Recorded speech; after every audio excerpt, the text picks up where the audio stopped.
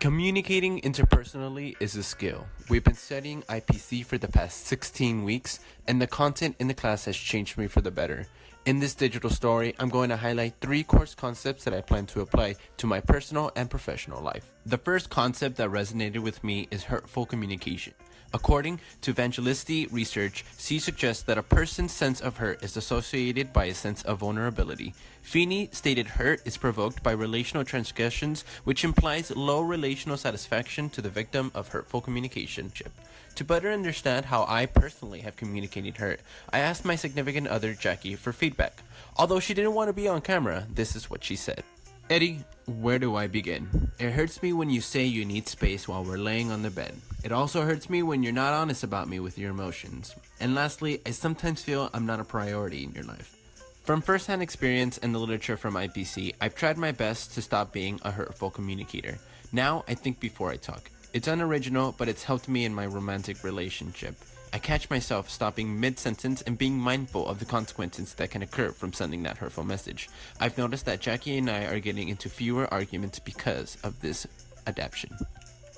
The second concept that resonated with me was emotions. Emotions and communication go hand in hand. According to Gottman's system for analyzing emotional expressions in marital interaction, emotions are often expressed via nonverbal messages.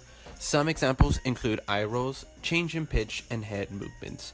Other research on IPC and emotions suggests feeling happy promotes overall social ability.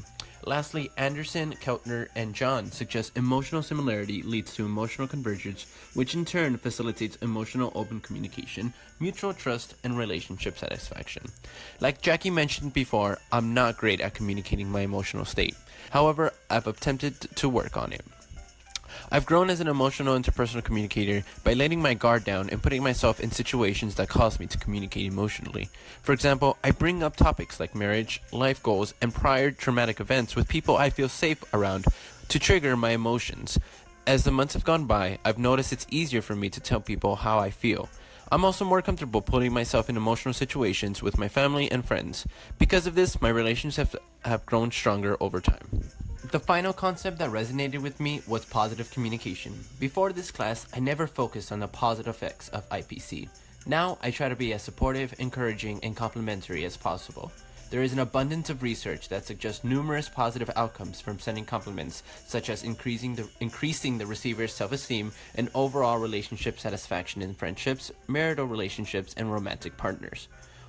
Therefore, I've applied positive IPC concepts in the classroom as an instructor. When I first started teaching, majority of the feedback was negative. Now, I tend to write more encouraging and complimentary notes to my students to increase their self-efficacy. I acknowledge their improvements in the class and try to be as compassionate as possible when they're having problems outside of the classroom.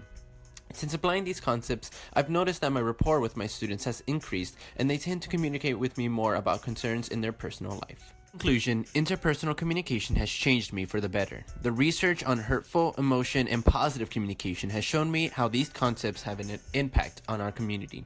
As individuals with a mastery level of IPC, it's our responsibility to apply and share these concepts. We need to advise people that hurtful communication has direct relationships with societal problems like mass shootings, bullying, and suicides. Also, we need to explain the benefits of communicating about emotions with young boys and girls and the positive effects of them. Conclusively, as professional positive communicators, we need to model to our children, students, and peers effective communication skills to help them spread the love and care to the world.